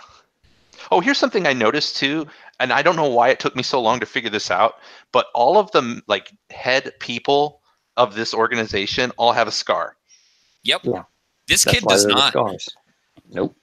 Yeah, this guy doesn't, but they called him the upper echelon of this organization. All of them have a scar. Even the little girl who can control the dolls or whatever, even she has a big scar on her face.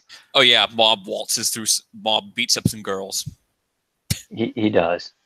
Because they tell him it's okay, and that it would be horribly sexist of him if he didn't. Mom He's such a good boy. Mom makes a little girl cry, and then he's like, I can't beat up a lady, and she's like, come on, you could do it. We're equals, and he's like, I mean, it's done off screen at least. Yeah. Yeah, and then also it's like, go racist Jesus, get him, and then he's also defeated off screen. I liked that scene though with the badass fighter chick and her being like, "Oh, you're a real gentleman." But that's okay. You don't have to talk down to me. You can put everything you want into me and fight me fair and square. And then we cut away and come back, and she's just defeated. Yeah. I like that. I love those scenes where it's just like, oh, and then Mob won. Yep. But no, he gets very angry that Ritsu has been defeated, and Earlobe Face really gets it. He just gets the full front of his attack, full force of his attack. I mean, just... I don't think that dude's mind made it. No, probably didn't. But ultimately, yes, they're all defeated. Only for Reagan to just barge in and rescue them. Yep. Well, I mean, he's the world's greatest spiritualist. Of course he had to show up to save the day. Not psychic, spiritualist. That's why no one can You know sense what? his abilities. This brings up a question I have, though. Can Regan see ghosts? Nope. Uh, No, they're not strong enough to register on his radar. actually, well, this is. If it's a spoiler, just say maybe or I don't not. remember how this happens because right now, while I'm watching season 2, he can see Dimple. Because that's the I thing. think I that- kind of wondered, has he seen Dimple before? And I just don't remember. No, he has. At this point, he is not. I think it's something. Okay. Well, like, I think he's kind of almost sensed Dimple floating over Mob's shoulder, but then he's like, it's too weak. I But can't like, sense it. remember at the beginning of this season, Yeah. there was an episode where, when Mob first arrives to do that exorcism, Mhm. and like, I can't remember if Regan could see that guy or not. Oh yeah, Regan can see especially powerful evil spirits. Okay, Yeah. that's what I was asking. Okay. Well, because, they're almost on his level, so, I haven't read the manga, so I don't know, but I could definitely see a twist where Reagan is actually, a spiritualist who has abilities. the world's greatest spiritualist. Oh, yes. Of course. So, in this second episode, the world's greatest spiritualist shows off his amazing special attacks, such as anti-Esper dropkick, where he dropkicks an Esper. And then the hypnosis punch. And I want to mention this. This is literally 5 seconds after he says, "What? There are other Espers other than Mob." He has a special attack against Espers. Of course he He's does. just that good. 5 he seconds has to- later, the narrator is like, "This is his special attack where he drop kicks an Esper." He's never used it before because he didn't even know there were any. Well, he had to be ready just in case Mob went bad. Yeah. And also, hypnosis punch. I love hypnosis punch. I am unironically going to nominate hypnosis punch for best attack. It deserves top 3. Best fight. Come on. He was awesome. Are you kidding me? He took out 2 of the guys in an instant. He just walks up to this guy like, "You're slowly focusing on the coin. Sucker punch." I mean, he took out 2 members of Scar on his own in like 10 seconds. Well, not really. They got up. Well, yeah, they got better, but still. Man, I was cry laughing. I forgot about hypnosis punch. I died so hard when that happened.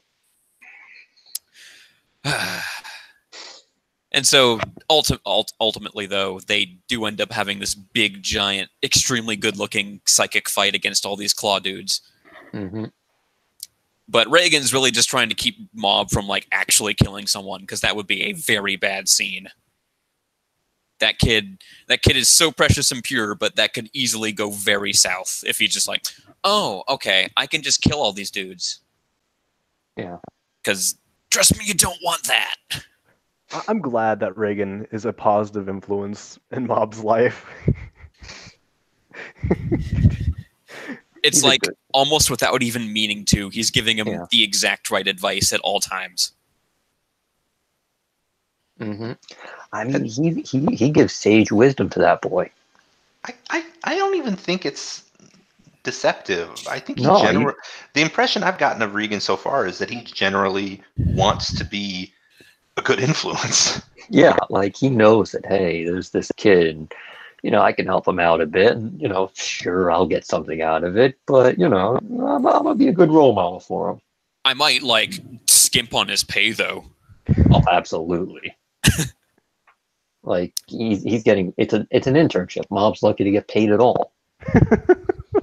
He's doing this for the exposure. Exactly. It's gonna look good on his resume. It will. Anyway, shall we talk about Megalobox? No? Well, too bad. Uh-huh. Megalobox, Episode 5, The Man from Death, and Episode 6, Until the Last Dog Dies. This is basically the entirety of the Aragaki arc, and this is the second time I'm watching it. And the first time I was watching it, a lot of people were saying, hey, wait a minute, this doesn't make any sense. And I was kind of like saying, yeah, but it's kind of cool, so I'll go along with it. For some reason, this second watch, I'm just noticing all these little, like, what? Moments, and it's like, I don't think this show is good at all. I mean, there were really good ideas in this arc. Like, really, really good ideas. It's just none of them landed properly. I kind of hate to agree with you, but these last 2 episodes, I found them to be kind of boring. Yeah. So there were some really cool ideas they tried, though. Like, I gotta give them props for that. So Nanbu has an old trainee who went off to war, got blown up, lost his legs, came back, and then Aragaki did not call Nanbu at any point. He thought he was dead. No, not Aragaki. Did not call Nanbu and did not even try to call. Yeah. He went by the old gym and saw it was closed, and then he was like, well, guess I won't even try to call. Yeah. And then Aragaki obviously thought he was dead, but then failed to notice that he wasn't dead and also was a top 20 megaloboxer. Yeah, okay, this maybe works if, like, this guy's in one country and the other guy's in another country, This works if they change this to they had a falling out after he got back. No, then it works. Well, that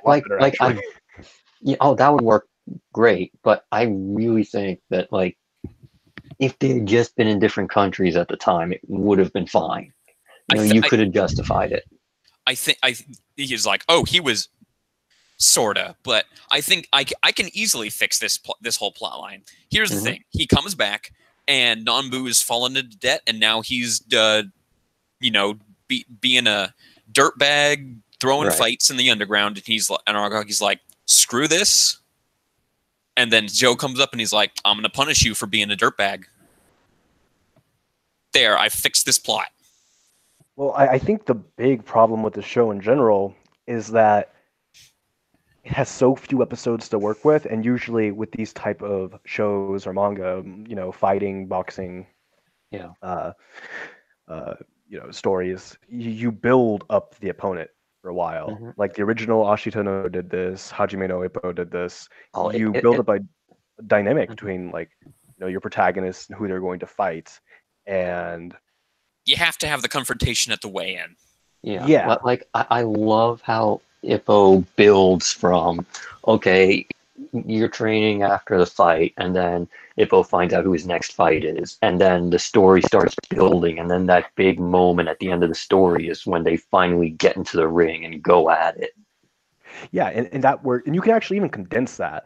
Even if you are doing a 12-episode show, you can have the first half of the episode be establishing the dynamic between Joe and who his opponent is going to be, and building that up, and the second half of the episode being the fight. But the show is trying to do it's trying to do everything at the same time. Yeah, and so it's not really accomplishing anything. Right. In fact, Joe and Aragaki actually they don't even really matter to each other themselves. It's all about Aragaki versus Nanbu. Yeah. And that could still work. It's just,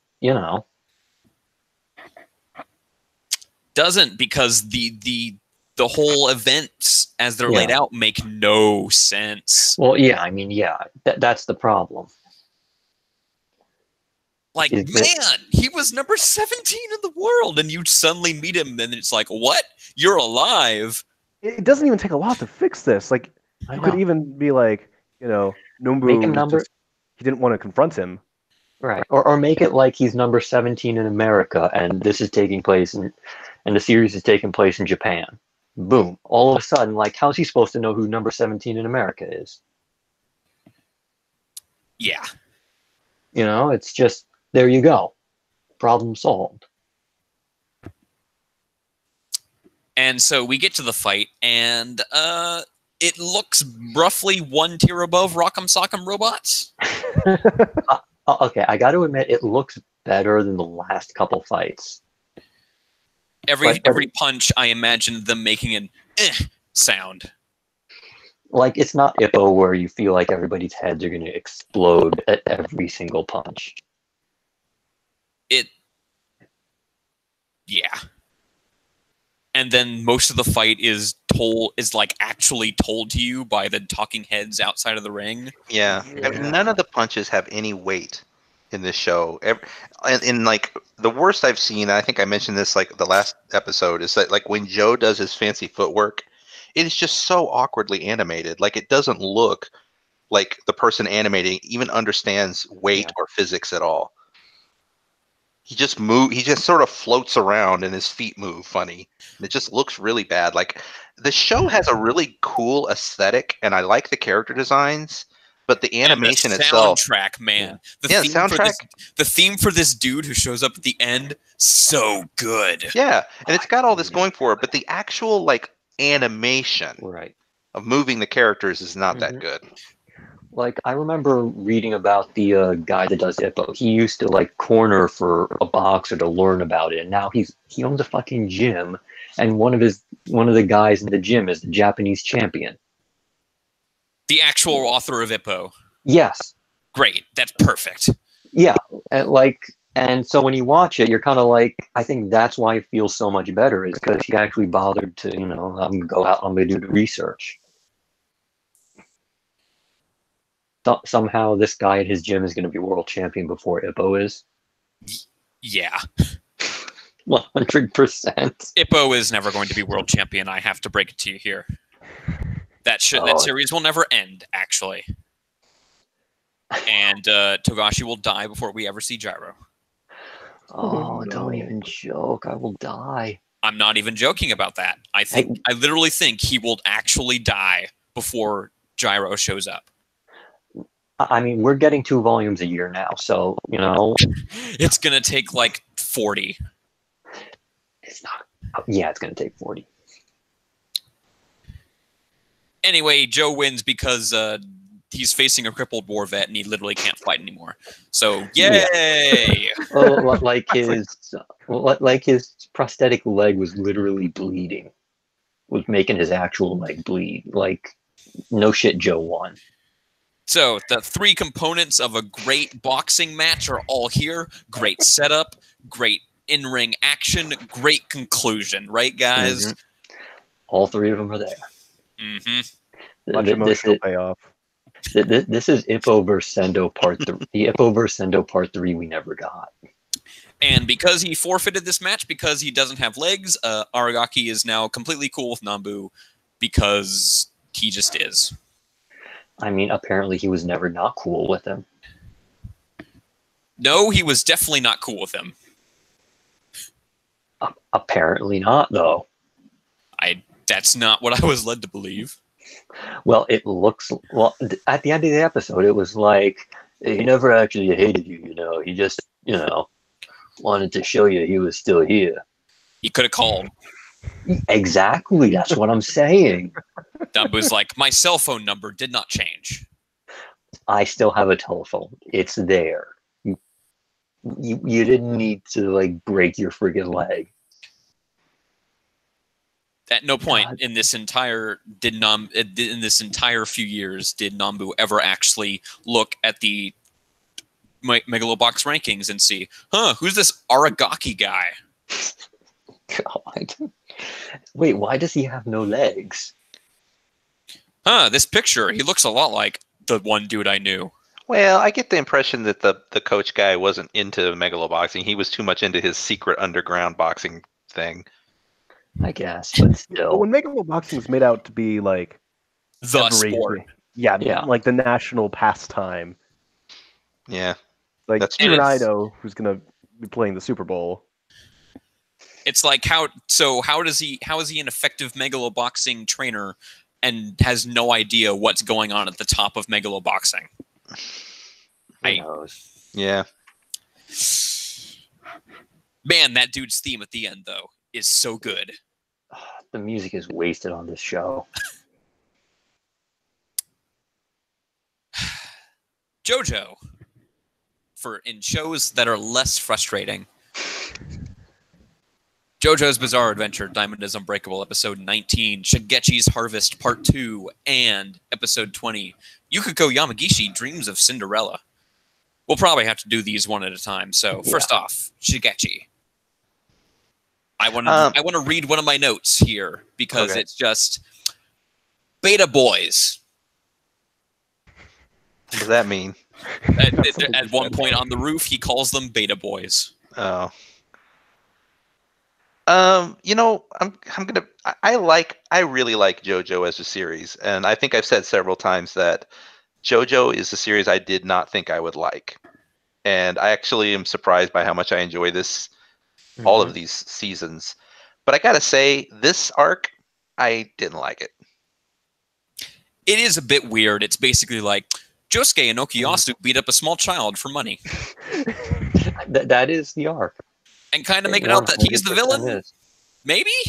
I kind of think the only thing I liked about this was some of the crazy Josuke and Okuyasu like antics of their faces and being goofy and some of the humor. But like overall, just the whole like literal plot of what happened is just seems so like unnecessary and dumb to me. I just don't care. I enjoy how mundane it is, and I think that's probably my favorite part about Diamond is Unbreakable.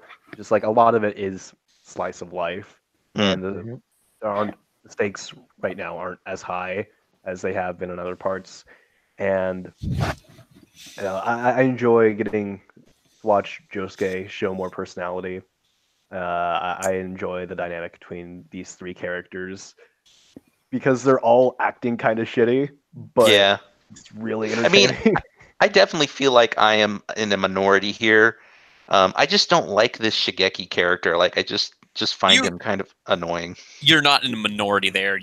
That's probably a 50-50 opinion. Okay, Yeah, and I can understand why people would like this arc as well for many of the reasons you just said. Just sort of like just just these characters bouncing off each other and stuff. I guess I just have such a like.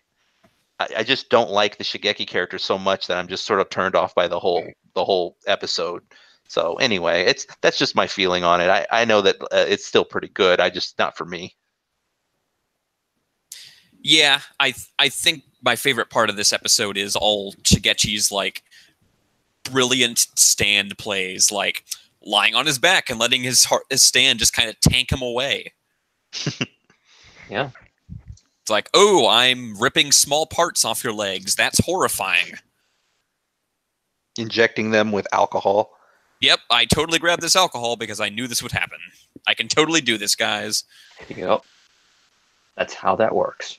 And Josuke's eye magically healed and nobody noticed he kind of didn't have half an eyelid. So.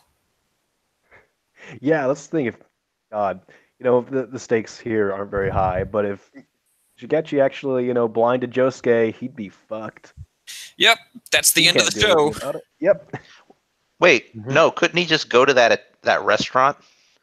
I think he can. I think what's his face can only like heal like ailments and like. I don't think he can heal injuries.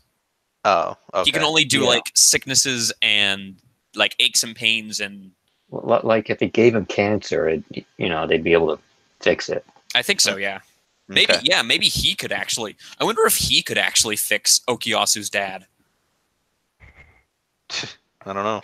Although it's a supernatural ailment, so yeah, it's not like just a toothache. It's I mean, if anybody was going to be able to do it, The hard counter to Dio's flesh buds. This dude. Anyway, I also have the note epic posing from when they were like rising up on the pipes and making a pose where they should definitely have fallen off the pipes. And my last note is they beat up this child and make him cry. They did. He kind of deserved it. I mean, Like yeah, a he was an seventh grader. asshole. I don't know that he deserved it more than they did, maybe. I mean, everybody deserved it. They kind of No. What are you talking about? As eager They're as taking Josuke and advantage of Okiatsu were for getting money, they were still willing to split it.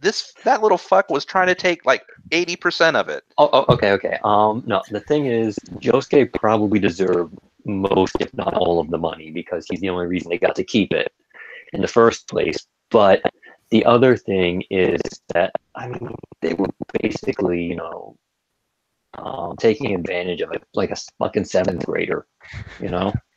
Yeah, they just kind of walked up to this kid, kind of got in on, just like kind of muscled their way into his schemes, and then they're like, "Oh, by the way, you owe us all this money." Yeah.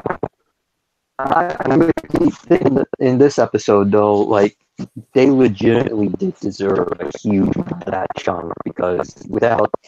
Hey, B-Dubs, you're real bad on the mic right now. I mean, they deserved a huge chunk of that cash because without Josuke changing, the name on it, they'd be absolutely screwed. Oh yeah, that actually the whole thing with like the incredibly menacing bank teller is maybe actually my favorite part of this episode. Mm-hmm. Like, they literally stole that guy's money. Our heroes, ladies and gentlemen. They stole that guy's money. Anyway, Yukiko Yamagishi Wants to Dream of Cinderella is a weird episode that is switched. Its order in the order of events has been switched. It actually originally took place after the next thing that is coming up, but they've changed it to happen before, for reasons. That may or may not include stuff. So, what's the name of the short guy? Shigechi? No. Koichi. So does Koichi... I couldn't tell at the end of this episode. I just need to hear. Is he legit in love with her now? Yep. Yes. Okay. I'm feeling it. I have problems with this. He fell in love with the stalker. Hey, look, she was going about it the wrong way, but ultimately he does enjoy a girl who's just going to walk a step on him. I mean, more power to him. That's really valid, bro. But he stalked you, bro. But also, she kidnapped you and almost put you into a homemade electric chair and forced you to piss your pants. I liked the scene where he's being accosted by her and Rohan. It's like, oh man, should I go hang out with the girl who kidnapped and tried to kill me, or the dude who kidnapped and tried to kill me? Koichi just doesn't have good taste in friends. No, maybe I should call up that dude who tried to con me and murder my family, or that other dude, the other creepy dude who tried to murder me. Josuke's probably the only friend he has that hasn't tried to kill him at some point. Yeah. Well, I mean, him and Jotaro. Hey, Jotaro is probably getting there. Yeah, this kid's gonna piss him off at some point. I love the scene where Josuke almost falls out the window. Well, I mean, who wouldn't? So I think I'm falling in love with that girl who tried to kidnap and kill me. And Josuke's just like, directly out the window. So like the show even acknowledges this is like not a good thing, but since the episode is framed from her perspective, we kind of go along with it. Actually, I kind of enjoyed this episode, as weird as it was, and my complaint about it was when that one woman used her stand to like change her face. She didn't look all that different to me. Well, that's because you just don't know. Look, I'm not good with faces. I can't describe like features of faces. If I had to do like a police sketch, I'd be like, I don't know, man. Yeah. I don't know what noses, how to describe a nose. I just remember thinking about that because like she did her like magic on the girl's face, and then like we cut to this shot of her walking down the street, and apparently she's all done up differently. And I'm thinking, I can't tell that she looks different. She looks the same. Well, Right. that's why Cinderella's there, because she can tell, the difference between this brow and this brow. Yeah. One of them will lead you to no luck and love, and the other one will lead you to literally everyone in the world showing up in the street. You know what's weird about? I mean, we've talked about this, but Mario, man, this is like freaking Stand 101 or like Stand Central, isn't it? It is. Stand users attract each other. They do, but like more than ever. Like, she is trying to get her moment with Koichi, and then suddenly it's like, here's Rohan, and Josuke and Okuyasu, and oh gee, would you look at that? Joseph Joestar and the invisible baby are also there. Oh yeah, I forgot that was in this episode. I would love if like Kira had just actually also been standing there in the crowd. Just like no comment. God, that's the type of thing this adaptation probably would have done too. They do lots of small little things like that. They do add him, like when Yukiko goes into the Cinderella parlor, they just like incredibly conspicuously just, hey, here's the bad guy. He's looking still there. Yep. Here's his theme. I do like the Cinderella stamp power. I'm fine with this episode. It's just considering like the things that have happened in the past. It's a weird approach to take. Yeah. But Well, the issue is also that JoJo. yeah, the issue with JoJo is that they just like, especially in this part, it seems like there's just literally no reason given for why these characters are suddenly considered good people. It's just they just are. Yeah. Yeah. Araki liked them enough to keep drawing them.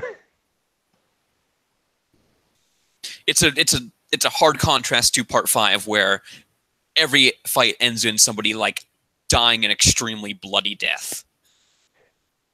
In some cases, in brutal ways, didn't even really deserve. Yeah. Like, yeah, bad person. Probably didn't deserve that. Nobody has been retired so far in part 5. It has been extremely, that dude's dead. Anyway, next week, man, with a name like Yoshikage Kira just wants to live quietly, you know it's going to be good. Next week, a beautiful Duang. God. So, Black Clover. No. Hey, I bet you forgot this was before Hunter x Hunter, right? Black Clover, episode 53, Behind the Mask, and 54, Never Again. This show has amazing episode titles, let me tell you. Never again. Never Again. What? I don't know. Please, never again. So in episode 53, dun dun dun, he's actually not that one elf dude. Surprise. Yeah, instead we get Vengeance's tragic backstory. Which is kind of the same as everyone else's tragic backstory. Pretty Yeah. much. But hey, don't worry, Nobles are bad. he does one thing, and that's grow trees. Yep. And the Wizard Yeah. King thinks it's cool. He has the tree fruit. I'm sorry, world trees, because that's way cooler. What's the fucking difference?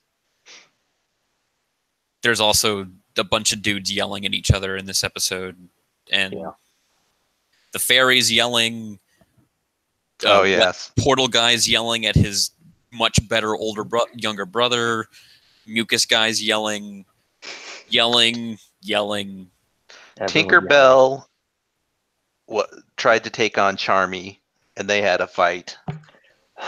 And the only thing that really stuck out to me in that scene is that we learned that Charmy is 19. What? That Yeah, is what they she do. said as much. Okay. Sure. Well, the funny thing though is that if you had told me Charmy was 12 or 27, I would have believed either number. I would have believed if you had told me Charmy was 45, I would have said, "Yep, makes sense." Yep, exactly. She's one of those she's one of those like older women characters who's drawn as a very tiny person. Yeah, but the fact that she's 19 actually is much younger than I expect her to be. I thought she was going to be like 26 or something. Everyone is oddly young in this show. Like Yami is 27. They mentioned it a couple of episodes ago. Just like wow. I did not know that. I guess I missed that. Yami is a 36 age character. Yeah, that's what he looks like. Yeah. That man is 36. Does that mean Vengeance is also like 26? It wouldn't surprise me. Kakashi's really young in Naruto too. Like, yeah, it's the gray. 24. We talked about this. It's like it's the gray hair that makes you think he's old and venerable, but actually he's like at most in his 30s in part 1, and then by Boruto it's like, hey, I can still jump around with the best of them. I'm not old at all. His gray hair is an anime hair. It's not an age thing. Mm-hmm. So that's all the notes I had for the first episode, and I actually do not remember at all what happened in the second episode. The best doctor in the world uses his jellyfish to determine that Asta can never use his arms again. Yep. Oh, that's right. And then everybody like secretly sneaks off to go and find a cure for him. Yeah. But don't worry, he's never going to give up. Which is a huge departure for him. You know how we know this? Because he yells it. Well, he always yells it. It's all he does. Is he yells, "I'm never gonna give up." Like that's his line. In a world where arms are everything. His arms will never work again. And this is after magic was everything. First it's magic, then it's arms. If you don't have those two. That's all he's got. Ooh, I broke my leg. In a world where legs are everything. Well, they seem to be implying here that the scantily clad boozy girl may know how to fix him. So, and he can't just tap his arms with a sword to cure this because it's not actually magic; it's a curse, which is something totally different. You guys. Yep. I mean, it's not like anyone has, say, a magical item that could, with a tap, I don't know, nullify any abilities or skills or anything. You know? No, it's a curse. It's totally different. Nobody has anything that can do anything like that. No, even if they did, it wouldn't work. It's a curse, not magic. Curses aren't magic. What the fuck is the difference? I don't know. Old. Like, the thing that kicks me is they don't even fucking try. Like, pull out the fucking sword and see what happens. Only he can wield it. That's the problem, right? Look, the guy with the jellyfish said it wasn't going to work. It's not going to work. He didn't say the sword wouldn't work. He just said he couldn't heal it. No, it's over. Just try. No. It's not going to work that way, B-dubs. We have to have an arc where we learn about the history of the boozy girl, and she's going to find a cure. And Asta probably beat some bad guy by holding a sword in his mouth. No. You know, I can tell you how this is going to end. Like right now, I will put money on this. Okay, they're gonna go. They're gonna find the cure. Blah blah blah. They're gonna fight the guy. Nobody can win because he's got the most awesome magic ever. And then Asta's like, "I'm never gonna give up. Even if I don't got arms, I'm still gonna fight him." And he pulls his sword out, and that's enough to cure his arms. Sure. Like I'm telling you, it's gonna be the fucking sword. It's always the sword, isn't it? It usually is. Okay, screw this. Hunter x Hunter. Hunter x Hunter episode 126, Zero and Rose, and also 127, Hostility and Determination. In episode 126, Shit. Holy crap. Fuck. This is the scariest thing to ever happen in this show. It's just probably the scariest thing to happen on the block.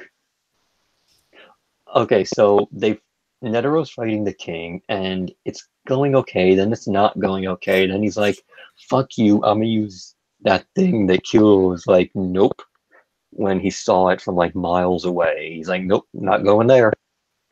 And so he blasts the shit out of him, and it doesn't work. So he's like, "Fuck you! You don't win. I win," and then nuked him with an actual fucking nuke.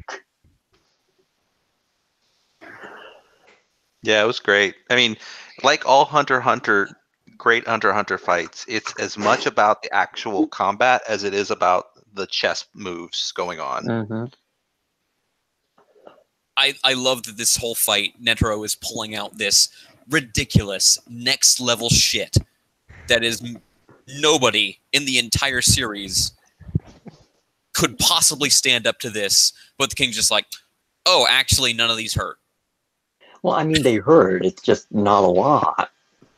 You know, it's Oops, one of sorry, those. I have 5 billion hit points. Yeah, it's one of those things. Like if he had tried to fight literally anyone else in this series, he would have melted them.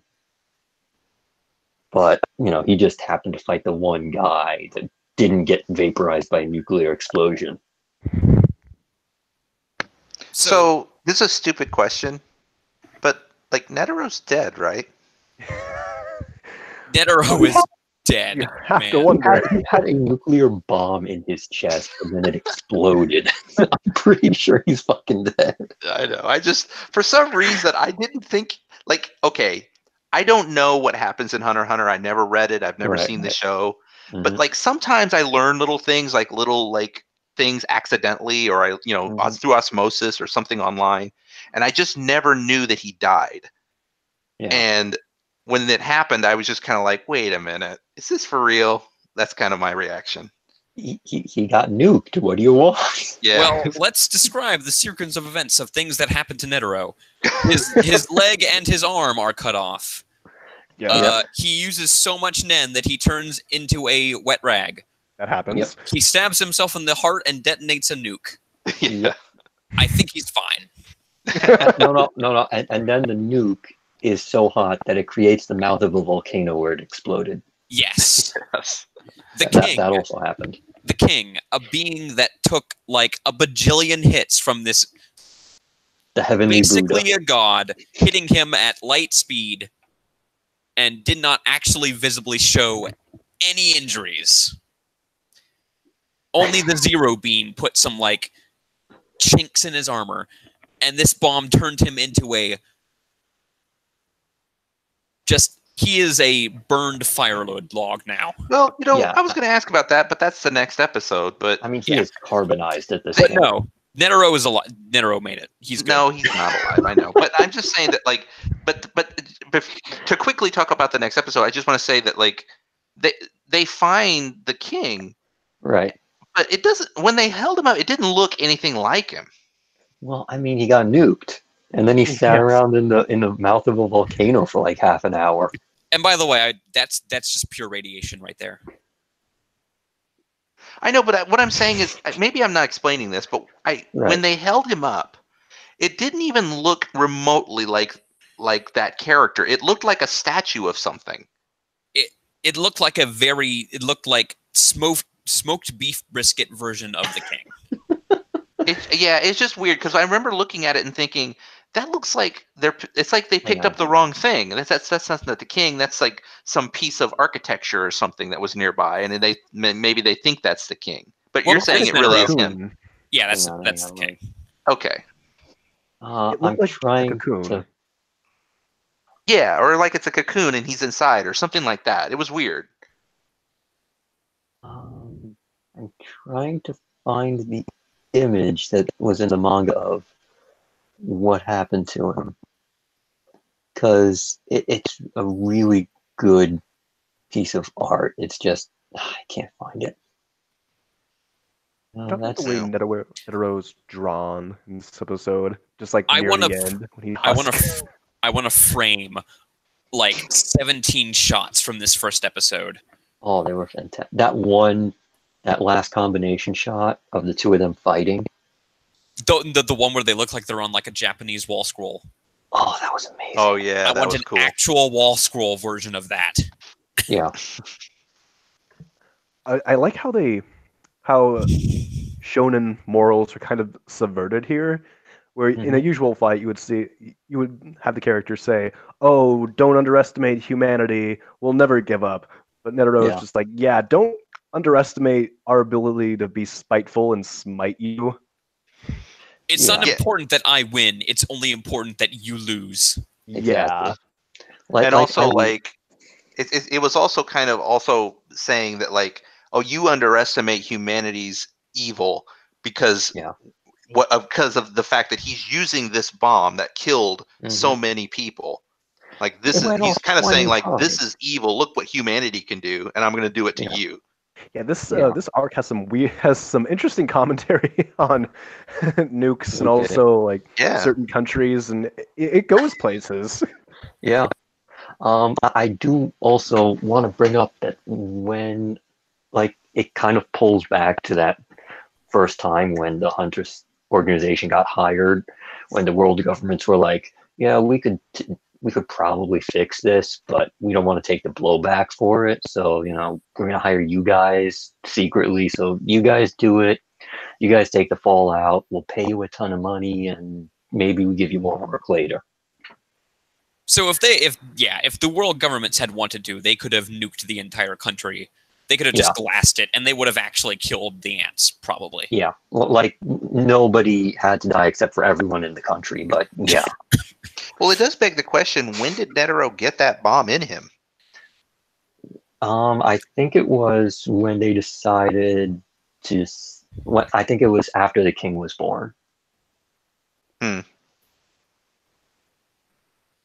So he volunteered. He was like, "Okay, yeah, this will be our last resort." Yeah, I think so. It was kind of like an emergency button, like, oh shit. Man, that shot of Netero with the skull and his face is fucking terrifying. And it's like the first time the king has ever felt fear, and it's like, yep, I bet you do. I felt fear. Jesus. Yeah. It's like, what the hell? And then the second episode, Gon is perfectly well-adjusted. He's fine. There's nothing wrong with him. He's definitely not going to just actually murder Kamugi for no reason. Nope. Not something that's going to happen. The first couple episodes of Hunter x Hunter where Gon has just started out and they're all on a ship and they learn a good moral lesson about friendship. Yeah, those are good times. You didn't realize that Gon was actually a complete sociopath. Yep. Yeah, they kind of. I mean, it's unfortunate in a way that they're really taking him down this road because he's just he's getting to a point now where it's kind of hard to root for him. Well, I mean, he's still technically the good guy. I was honestly kind of rooting for Killua to be like, step in and be like, Gon, I'm shutting you down. You're not doing this, actually. Yeah. Yeah. It's weird. I guess it's good that it's morally odd because that makes for more interesting drama. Yeah.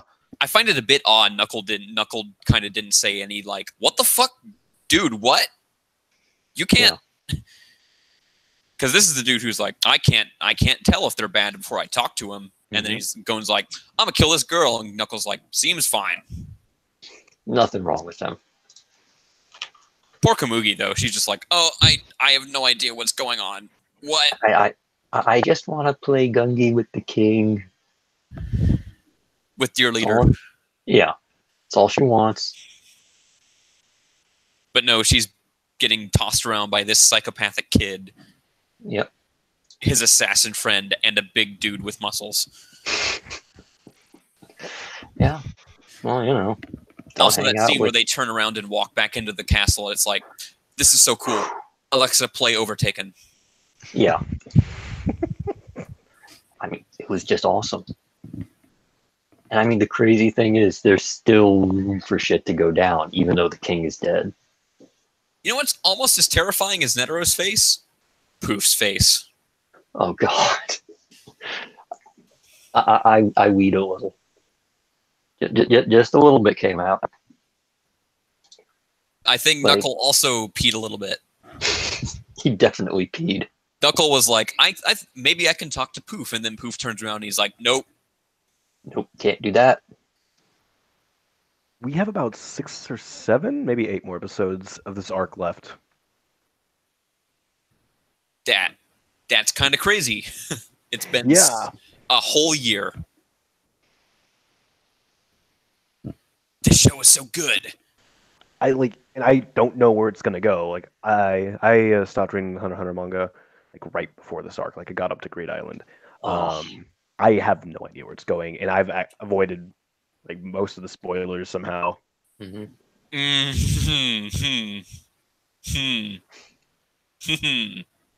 Yeah, and I also I just want to chime in and say I also feel bad for Kamugi. I mean, she's clearly just an innocent bystander in all this, and unfortunately being treated like a freaking hostage now.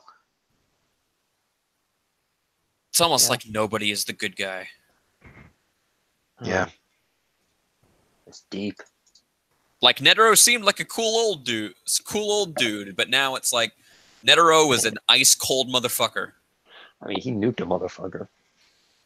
Also, Yuppie's face turn didn't really last that long because now he's right back to I'ma kill everyone. Well, yeah, the king is dead. Basically his meaning in life. I mean, luckily the royal guards aren't nearly as strong as the king, so they can be beaten. It's just a matter of, doing it before they kill entire countries. Could the king have stood up to Saiyan Arc Vegeta? He probably would have wrecked his face. I feel like they're roughly on the same level. Which is pretty goddamn crazy. Because, I mean, Saiyan Arc Vegeta was like, I'm gonna blow up the whole goddamn planet. He blew up the moon. He did. Piccolo blew up the moon, and Yeah, Vegeta's Piccolo. way stronger than Piccolo, so. Yeah. Hunter x Hunter. That could be crazy. And then next episode is, oh boy. Oh, yeah. Oh boy. Man. Speaking of woo boy, Naruto. Oh boy. I love, we're back to this, where every episode ends with, and yada yada yada. Yeah. Naruto Shippuden, episode 234. 33, I mean. Naruto's imposter. And 234, Naruto's favorite pupil. So in the first episode, some dipshits. I don't even remember the first episode. It was a big, huge dude pretending to be Naruto, and Oh, his right. It was of the mice in there. Right. dweeby friend who voiced by exactly like Shino. Yeah. Honestly, I'm just like, who cares if it's on the boat? Because Ooh, Mike. well, I mean, it's filler. It's like, do whatever the fuck you want. It doesn't matter. Well, I don't. Okay, I'm just gonna come forward and say I did not watch the first episode. You're better off. I know, but I did watch the episode from this week, the one with Konohamaru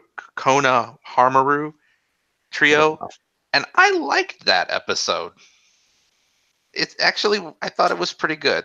I actually did like the second episode. It had some Sokka again in there. Yeah, it was animated very well. I mean, it did amazing things to make me not be annoyed by these three kids. They actually came off pretty endearing, and I liked the determination of Kona Hamaru and his fight against what's her face, Tamari. Tamari. Yeah, and I Yeah. mean, I liked all of that. I thought it was a really halfway decent episode, honestly. The episode from the previous week though with the giant guy, I mean, I just saw like a scene from that. I didn't even watch it. I don't remember what happened. So Yeah. it looked bad. Mm-hmm. I also didn't actually watch it. I listened to it. God damn, I watched these episodes because I knew I was going to be on this podcast. Nobody watched None of you watched them Naruto. either. Well, No. no. Okay, if you watched it, then explain what happened in that first episode. In that first episode, it was of Vice and Men, Yeah. and I don't know their names, but one of them was pretending to be Naruto, but he was just being led along by his little buddy, who actually It felt was- bad. It was Lenny and who was the other guy that took care of George. Lenny? George. Right. It was George and Lenny, and they were having Lenny pretend to be Naruto. Yep, I do remember that the big guy's name was Bana, which just makes me think of Xenoblade 2. God.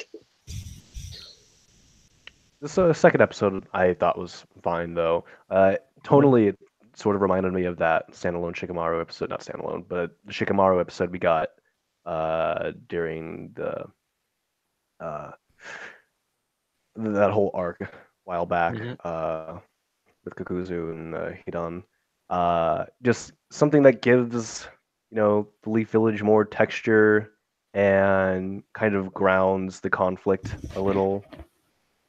So I you liked see how people actually feel about it. I liked the dedication to the extremely long take of them filling up Oh, carrying yeah. the boxes. Yeah, I was gonna mention that. That was actually like well directed. Because like the whole point is that they're just stuck doing this mundane work, so we have to sit here and watch them do this mundane work for like 2 minutes, and I thought that was really kind of clever and well directed. Like, more effort seemed put into that scene than most episodes of Naruto get. Yeah. And like we said, like the animation was really good. Like it had definitely some like happens all the time with this show. Like the actual canon episodes will often look like garbage, but then like these filler episodes, they get some animator and they just cut loose and it looks really good. Yeah, it's probably because I don't know why these filler episodes have such a good like track record with looking really good for some reason. Yeah. I think it's because the artists and everybody gets to basically do whatever the hell they want. So they're like, all right, I'll put effort into this. Yeah, it's maybe that and a combination of like I get this impression that like for whatever reason, and maybe it's a Japanese culture or work ethic thing, that like they don't want to take risks with the canon stuff, so they always use the core team on that, which tend to phone it in. But then like when it comes to a filler episode, they're more willing to dole that out to some young animator, and so they give it off to some young animator and he just ends up doing better. I think it's also that they got to get people to watch those filler episodes somehow, because Yeah. they had like that 2-year filler hell in original Naruto that completely killed the series for a bit. So it's just kind of like, well, people are going to watch the canon stuff anyway, so you might as well not get them to watch the filler somehow. The question is, do they know, like, does Perot realize that the filler looks better than the canon? I'm not sure if they know. They can't not know. Come on. Well, the show's released weekly, the hype production. I think Boruto looks a lot better than Shippuden, which Oh yeah. surprises me because it's like on a similar, production cycle, episode every week. But I think overall it just has much, much more. I don't want to say talent, but like just overall more solid production, more consistent. Honestly, I think that's because they're basically going off and doing their own thing, and they don't have manga to lean on. I agree. I think you might have hit the nail on the head there, B-Dubs, is that like if you think about Boruto and the fact that it's just being made up as they go along, then yeah, it certainly gives them more freedom to make it look however they want. Right. So and maybe it's that's also, why it looks better. Yeah, and they also don't have the manga to. I mean, there is a monthly manga version of it, but it's like completely different. It's like Super, where it's like its own thing. Yeah. Right. And it's just one of those things where it's, they don't have that to lean on and bring people in to watch it. Like, there's no, was my favorite fight in the manga, so I'm going to go watch the episode for it. So they gotta, I think they just need a higher baseline of quality to make sure people, show up. And I think it's also, like you said, that like you're not restricted to making certain scenes look a certain way to match a manga panel. You can just make it look however you want, and then you free up the artist to be more creative. Well, the point is that the second Naruto episode, the one with Konohamaru, looked really good, and I actually enjoyed it. And I always want to praise Shippuden in the rare times it is enjoyable, because it's usually not. It was an actually entertaining watch. It's like very rare that I come out of Shippuden like, yep, sure am glad I stayed up to watch that. Yeah. Yeah, Shippuden being the final show of the night is always a bit of a drag. Well, I mean, it's a nice bring down from Hunter x Hunter. Yeah, and unfortunately, sometimes like the episodes are so bad on Shippuden, it's actually a fun way to end the episode because we're laughing our asses off. Yeah. But that episode, that Mice of Men episode, is just so forgettable. Like, what does there even say? Yeah. I mean, at least it's not Black Clover followed by Naruto now, which it's probably the hardest most trouble I've ever had watching the block. Just when it was that power hour. Yeah. The power hour. Like, you really have to power through it. But yeah, Naruto. That'll actually do it for the block this week. So, we're done. Wow. That's it. I We think. did it. Woo! Woo! Go watch Kaguya. Go watch. Yeah, go watch Kaguya-sama Love is War. It is very good. God help us all in 2 weeks. God help us all on, apparently Zonic did the math, April 13th is when that is going to air. I just saw it. It's, oh God, I thought we had more time. What did we do to deserve this? I don't know. What are you talking about? It's SAO. It's still SAO. Okay, it just seems like this. Yeah. And that episode is going to be April 13th. Oh no. Oh, I see what you mean. Okay. Yeah. Look, I was like, SAO is like 2 weeks away. But, okay. Is this because we didn't watch Mr. Pickles? I think it is. It has to be. DeMarco is mad at us for not watching Mr. Pickles. I'm sorry, DeMarco. It wasn't that interesting looking. I'm sorry, I didn't watch The Shivering Truth. That actually looked pretty good. I should have watched that. Yeah. Adventure Time is on Adult Swim now. Yeah, what the heck is going on? Read on Twitter. Hey, it's always been weird enough. It just never had the violence needed. Well, the fact that DeMarco himself is questioning whether it's supposed to be there makes me think it's a mistake. Hey, man, after they lost the Cleveland show and stuff and King of the Hill, it's like, man, why not put like flat, like those weirder Cartoon Network shows on there in those early hours when it's like, hey, it's Adult Swim, but hey, we're gonna like ease you into it with Adventure Time. Yeah, and I don't know. Regular show. I just feel like it's doesn't fit for me, but whatever. We certainly don't want to start Adult Swim at 9 or something. Anyway, that'll about do it for this episode. Thank you, B-Dubs. No problem. Thank you, C. Kohler. No problem. Thank you, Scion. No problem. Getting you back into the podcast groove before you actually do it again. Oh yeah, I hope we get more out soon. Yeah. I bet you Steven will probably listen to this episode before we get a new podcast out. I suggested to him that he only watch like JoJo, Hunter x Hunter, and Mob when he's catching up. Yeah. Just like kind of read everything else in summary.